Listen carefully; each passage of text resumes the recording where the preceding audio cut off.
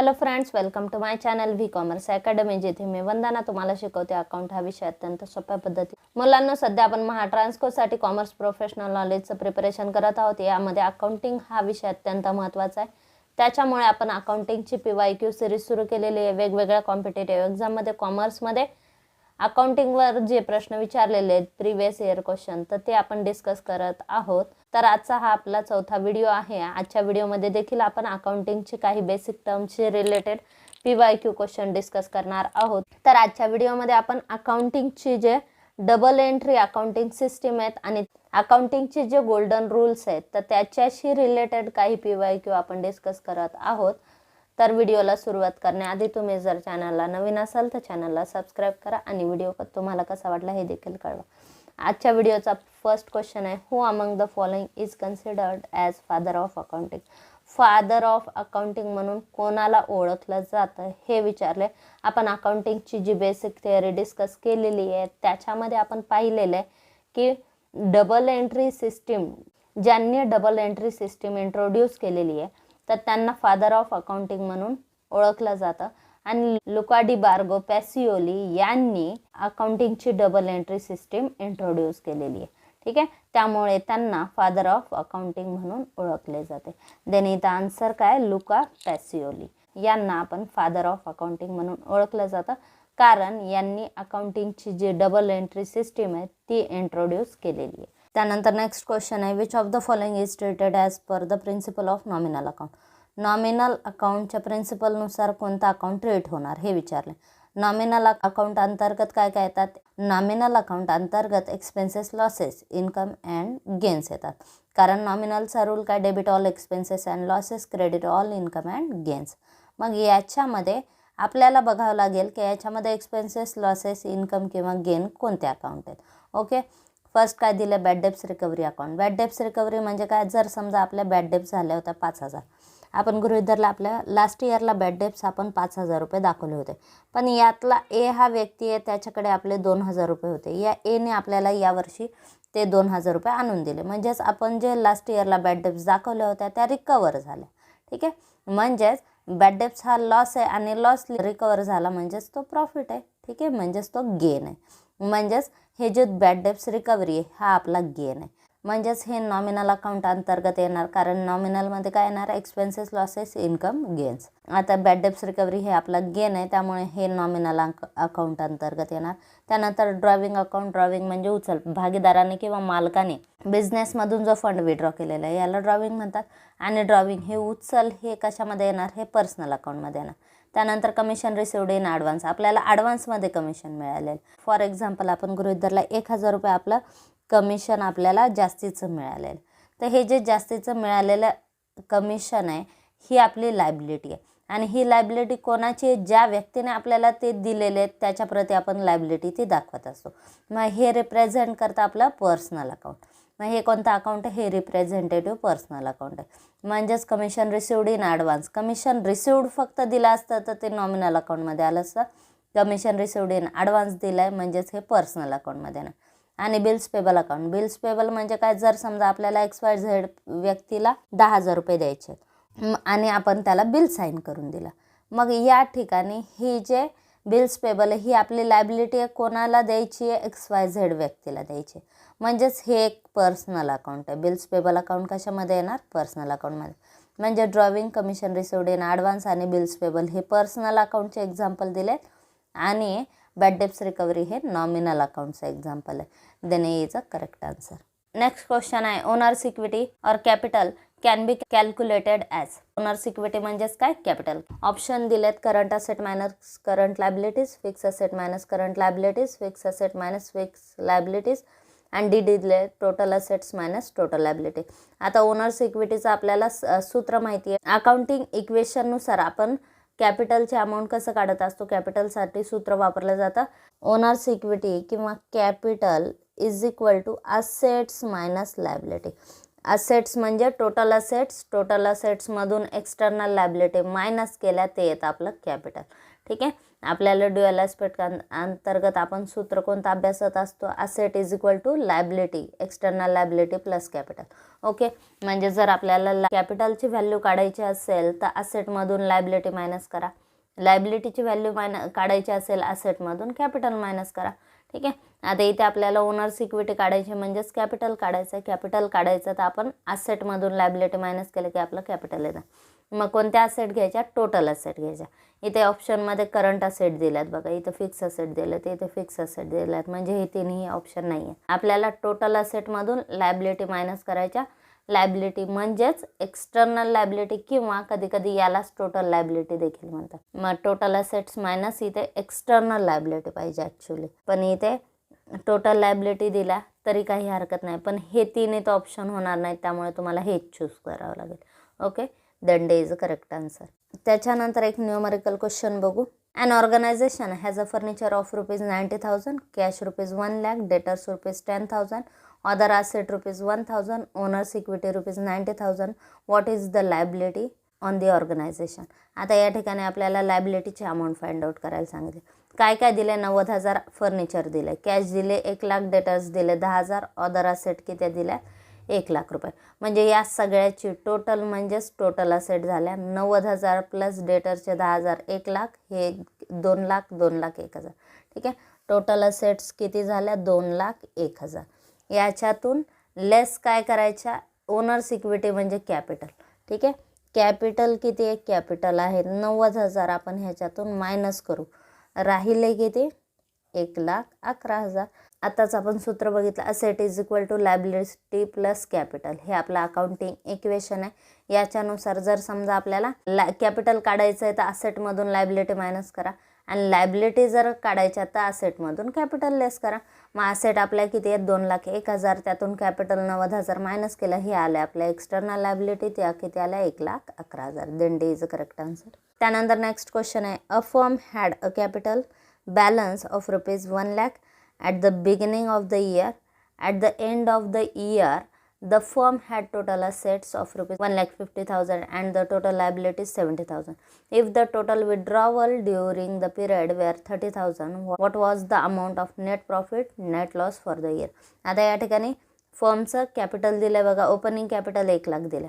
At the end of year the firm had total asset किती सांगितल्या, end of year म्हणजे वर्षाच्या शेवटी टोटल असेट 1.5 लाख आहे, टोटल लायबिलिटी 70,000.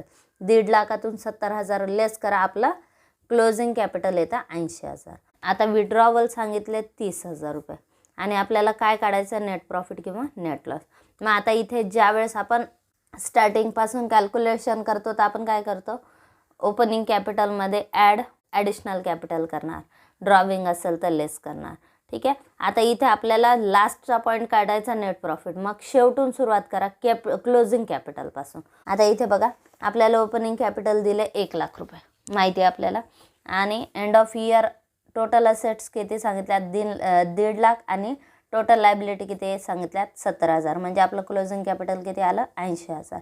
मग आपण काय करू, आता शेवटून सुरुवात करू किंवा क्लोजिंग कॅपिटलपासून सुरुवात करू. क्लोजिंग कॅपिटल आहे 80,000. याच्यामध्ये आपण ड्रॉविंग नेहमी लेस करतो, आपण शेवटून सुरुवात केली म्हणून ती ॲड करा, रिवर्स इफेक्ट करा. ओके.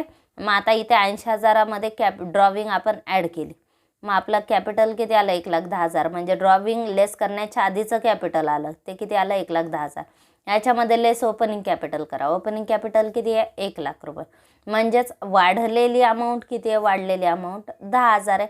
10,000 वाढलेले आहेत, आपण ड्रॉविंग लेस करण्याच्या आधी आपलं कॅपिटल किती होतं 1,10,000, आणि त्यातून क्लोजिंग कॅपिटल, मग आपलं क्लोजिंग कॅपिटल किती होतं 1 लाख. 1,10,000 कसे झाले, ज्यावेळेस त्याच्यामध्ये प्रॉफिटचे आपण ॲड केले त्यावेळेस 1,10,000 झाले.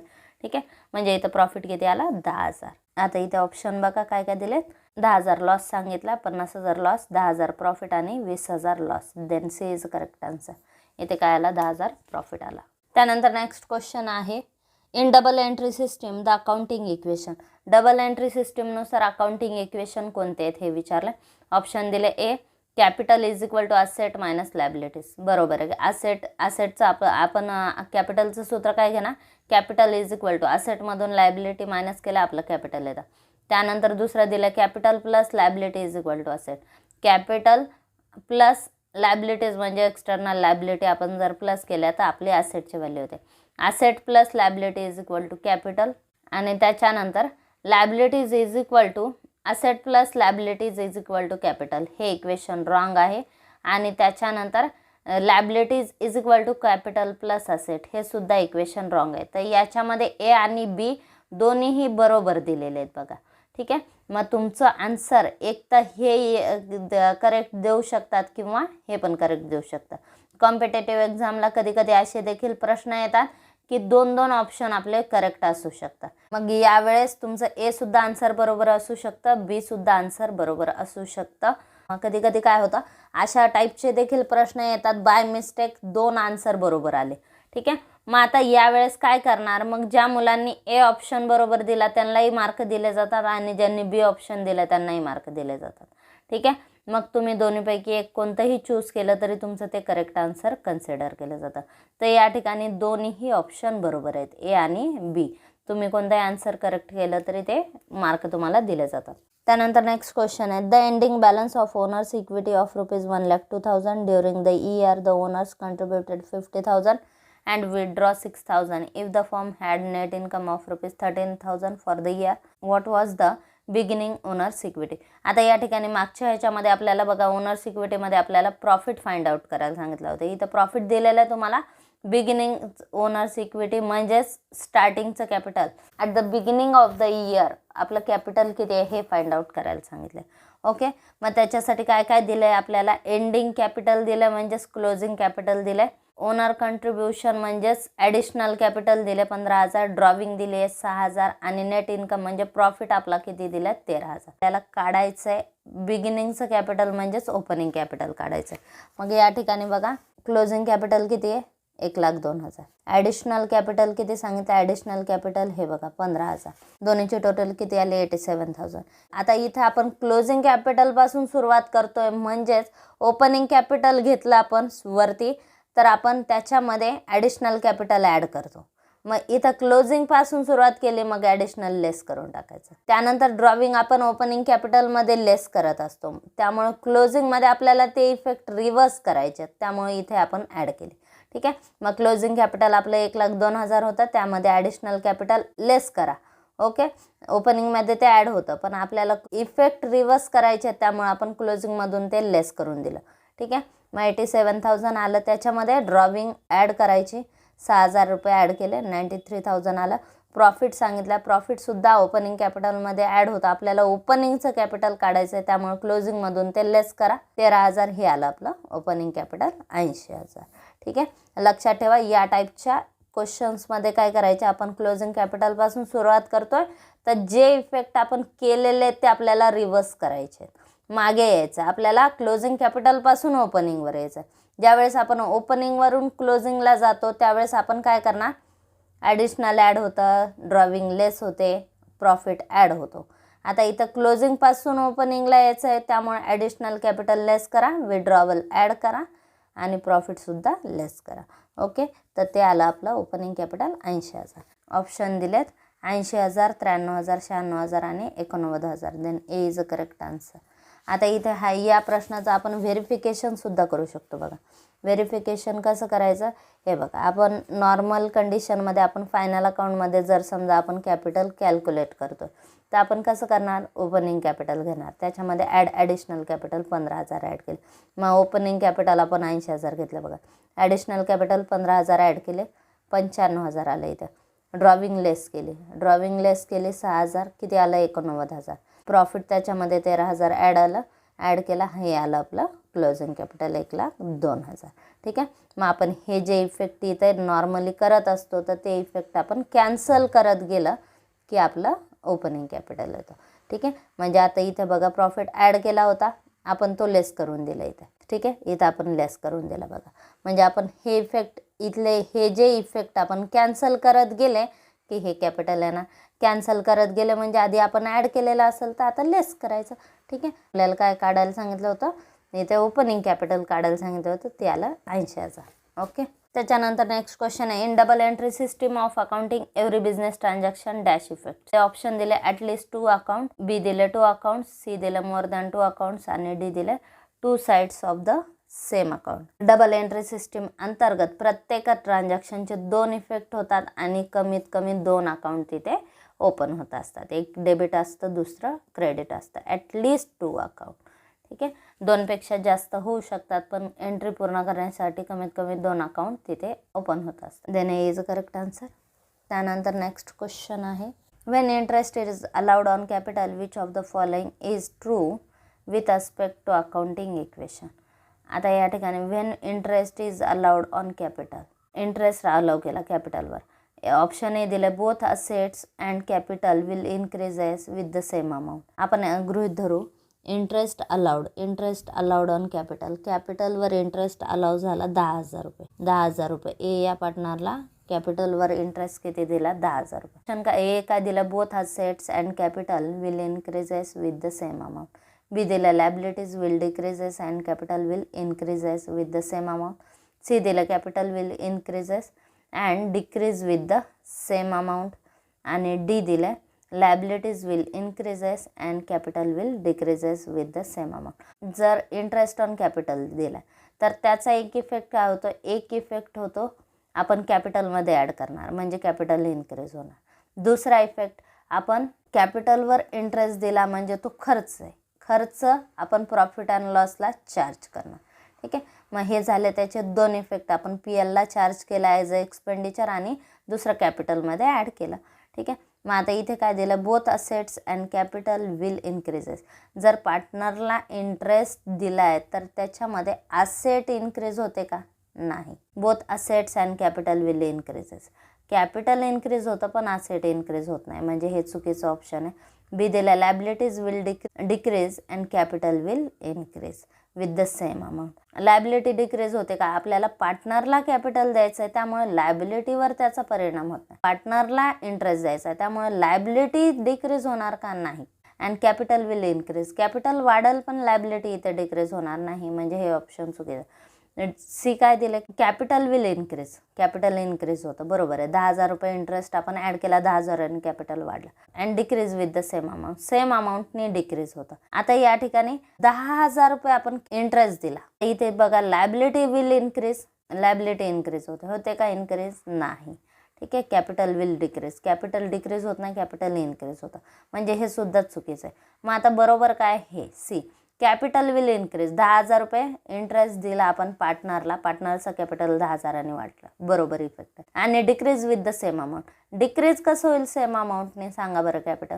आता या ठिकाणी आपण इंटरेस्ट ऑन कॅपिटल दिला, याचा दुसरा इफेक्ट आपण PLच्या डेबिटला केला. PLच्या डेबिटला केला म्हणजे प्रॉफिट आपला 10,000 कमी झाला. ठीक आहे. प्रॉफिट 10,000 कमी झाला म्हणजेच एच्या कॅपिटलमध्ये 10,000 रुपये कमी ॲड झाले का? नाही. म्हणजे एच्या कॅपिटलमध्ये कमी अमाऊंट ॲड झाली 10,000 म्हणजेच त्याचं कॅपिटलसुद्धा 10,000 इनडिरेक्टली डिक्रीज झालं म्हणजे हे ऑप्शन बरोबर आहे. ज्यावेळेस एला समजा ओनरला आपण इंटरेस्ट दिलेला आहे तर 10,000 त्याचं कॅपिटल वाढलं पण प्रॉफिट 10,000 कमी झाला म्हणजेच प्रॉफिट कॅपिटलमध्ये ॲड होतो. ठीक आहे. म्हणजे ते 10,000 ॲड होणार नाहीत म्हणजे इनडायरेक्टली तो डिक्रीजसुद्धा झालं, कॅपिटल डिक्रीज झालं सेम अमाऊंटने. 10,000 इंटरेस्ट म्हणून वाढले पण प्रॉफिटचे 10,000 कमी झाले. ओके. देन सी इथं बरोबर आन्सर दिलं. थोडं कन्फ्युजन क्रिएट केलेलं आहे. दिलं आहे आपल्याला एक इफेक्ट डायरेक्ट दिला आहे तर दुसरा इनडायरेक्ट इफेक्ट दिला. ठीक आहे. पण इंटरेस्ट ऑन कॅपिटल अलाउड केला आहे तर त्याच्यामुळं हे दोन्ही इफेक्ट होतात. फक्त हा डायरेक्ट इफेक्ट होतो, हा इनडायरेक्ट इफेक्ट होतो. ठीक आहे. Then C is correct answer. त्यानंतर नेक्स्ट क्वेश्चन आहे, John's opening capital was ₹2,80,000 and closing capital was ₹4 lakh. During the year he introduce 1 lakh additional capital. He made profit ₹80,000. His drawing during the year. आता वरच्या सारखा same question आहे बघा. आता या ठिकाणी काय काय सांगितलं, जॉनचं ओपनिंग कॅपिटल दिलं 2,80,000, क्लोजिंग कॅपिटल दिलं 4 लाख, ॲडिशनल कॅपिटल दिलं 1 लाख आणि प्रॉफिट दिला 80,000. आपल्याला काय कॅल्क्युलेट करायचं? ड्रॉविंग. तर या ठिकाणी बघा आपण ओपनिंग कॅपिटल किती घेतलं? 2,80,000. ॲडिशनल कॅपिटल घ्या 1 लाख, कॅपिटल किती झालं? 3,80,000. प्रॉफिट काढा, प्रॉफिट किती आहे? 80,000 प्रॉफिट दिलेला आहे तो सुद्धा ॲड करा. 4,60,000 लेस क्लोजिंग कॅपिटल. आपण काय करणार, ह्या कॅपिटलमध्ये ड्रॉविंग आपण लेस केली की क्लोजिंग कॅपिटल येतं, पण आपल्याला ड्रॉविंग दिले नाही त्यामुळे आपण आधी क्लोजिंग कॅपिटल लेस केलं 4 लाख रुपये. ठीक आहे, मग आपली ड्रॉविंग किती आली, 60,000 रुपये. अमाऊंट ऑफ ड्रॉविंग किती आली, 60,000 रुपये. ठीक आहे, इथे काय सांगितलं आहे, जॉन्सचं ओपनिंग कॅपिटल दिलं आहे 2,80,000. त्याच्यामध्ये ॲडिशनल कॅपिटल 1 लाख रुपये ॲड केलं आहे. आपण प्रॉफिटचे पण ॲड करतो आपण ओपनिंग कॅपिटलमध्ये, मग ते पण ॲड केले. मग सगळ्याच्या टोटलमधून आपण काय केलं, क्लोजिंग कॅपिटल लेस केलं, ते आलं आपला ड्रॉविंगची amount 60,000. Then is a correct answer. त्यानंतर नेक्स्ट क्वेश्चन आहे, a business borrows 60,000 from its bank and used cash to buy a new computer. How is accounting equation affected by this transaction. आता या ठिकाणी काय सांगितलं, बिझनेसमध्ये आपण बॉरो केले 60,000 रुपये. 60,000 रुपयाचं आपण लोन घेतलं बँकेकडून. And use the cash to buy new computer. आणि ती कॅश आपण कशासाठी यूज केली, न्यू कम्प्युटर बाय करण्यासाठी. How is the accounting equation affected by this transaction. मग आता ह्याच्यामुळे अकाउंटिंग इक्वेशनवर काय फरक झाला. आपण लोन बॉरो केलं, 60,000 लोन वाढले. लोन बॉरो केलं, लायबिलिटी इन्क्रीज झाली. ठीक आहे, लायबिलिटी इन्क्रीज झाली. आणि लोन बॉरो केलं म्हणजे आपल्याला कॅश मिळाली, कॅश पण इन्क्रीज झाली. त्यानंतर ही जी कॅश आहे ही आपण कॅश पेड केली आणि कम्प्युटर घेतलं, म्हणजे कॅश गेली कम्प्युटरात. मग इथे ट्रान्झॅक्शनचा इफेक्ट काय झालेला हे विचारलं आहे. आता या ठिकाणी बघा, लायबिलिटी इन्क्रीज झाल्या कारण लोन आपण घेतलं. ठीक आहे, लोन घेतलं म्हणजे 60,000 रुपये कॅश आली, म्हणजे ॲसेटसुद्धा इन्क्रीज झाली. ठीक आहे, म्हणजे हा झाला पहिला ट्रान्झॅक्शनचा इफेक्ट. म्हणजे या ट्रान्झॅक्शन 2 टप्प्यात होणार. ठीक आहे, म्हणजे हा झाला पहिल्या टप्प्यातला इफेक्ट. दुसऱ्या टप्प्यामध्ये काय इफेक्ट झाला, दुसऱ्या टप्प्यामध्ये आपली कॅश गेली.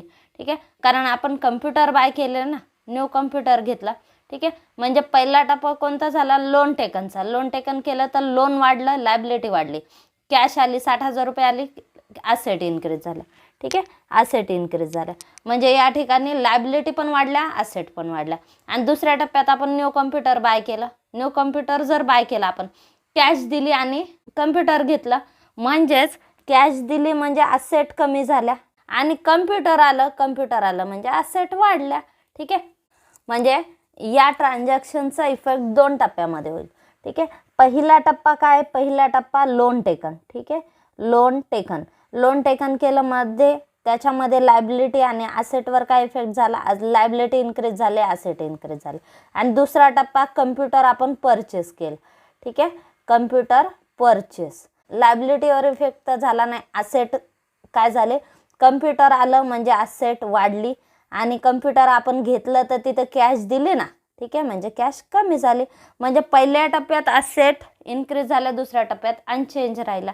ठीक आहे, म्हणजेच आपली 60,000 लायबिलिटी साईड वाढली आणि 60,000 ॲसेट साईड वाढली. मग इथे काय विचारलं आहे, ऑप्शन सी बघा काय दिलं, asset increase, liability increase. Asset पण वाढल्या, लायबिलिटी पण वाढल्या. ठीक आहे, then C is a correct answer. काय दिलं, ॲसेट अनचेंज, लायबिलिटी डिक्रीज. ठीक आहे, ॲसेट अनचेंज नाही राहिल्या, आपल्या ॲसेट चेंज झाल्यात, फक्त ट्रान्झॅक्शनच्या दुसऱ्या टप्प्यात अनचेंज राहिला. पण 60,000 तर बॅलन्स तर आपलं वाढलेलं आहे, ॲसेटचं, लायबिलिटीचं पण वाढलेलं आहे. Then C is correct answer. त्यानंतर नेक्स्ट क्वेश्चन आहे, on a particular date the assets of a business are worth ₹2 lakh and its capital ₹70,000. its liabilities on that day shall be. आता या ठिकाणी पर्टिक्युलर डेटला ॲसेट किती सांगितल्या, 2 लाख आणि capital किती सांगितलं, 70,000. मग लायबिलिटी किती आहेत, ॲसेटमधून कॅपिटल मायनस करा, लायबिलिटी आल्या. लायबिलिटीचं सूत्र काय, liability is equal to asset minus capital. किंवा आपल्याला अकाउंटिंग इक्वेशन अंतर्गत आपण सूत्र कोणतं अभ्यासत असतो, asset is equal to capital plus liability. मग कॅपिटल किती आहे, कॅपिटल 70,000 आहे आणि लायबिलिटी आपल्याला माहिती नाही आहेत. ठीक आहे, मग आपण ॲसेटमधून कॅपिटल मायनस केलं की लायबिलिटी येणार. ॲसेट 2 लाख आहेत, त्यातून 70,000 मायनस करा, आपल्याला लायबिलिटी आले 1,30,000. Then is correct answer. त्यानंतर एक लास्ट क्वेश्चन बघू, if a company has liabilities ₹19,000 and owners equity ₹57,000 the assets of the company are. आता या ठिकाणी ह्याच सूत्रावर हा प्रश्न विचारला वेगळ्या पद्धतीने. इथं लायबिलिटी विचारल्या होत्या, इथं ॲसेट विचारल्या. ठीक आहे, कंपनीच्या लायबिलिटी किती आहे, 19,000 आणि इक्विटी किती आहे, 57,000. कॅपिटल किती आहे, 57,000.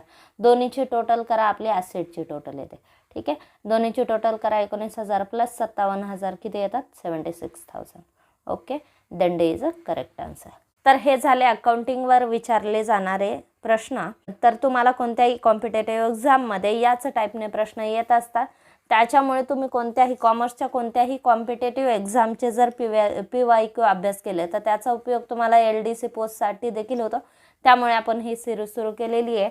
तर हा व्हिडिओ तुम्हाला कसा वाटला हे कमेंट बॉक्समध्ये नक्की कळवा. चॅनल अजून सबस्क्राईब केलं नसेल तर चॅनलला सबस्क्राईब करा, व्हिडिओला लाईक करा, शेअर करा आणि सबस्क्राईब करा. थँक्यू.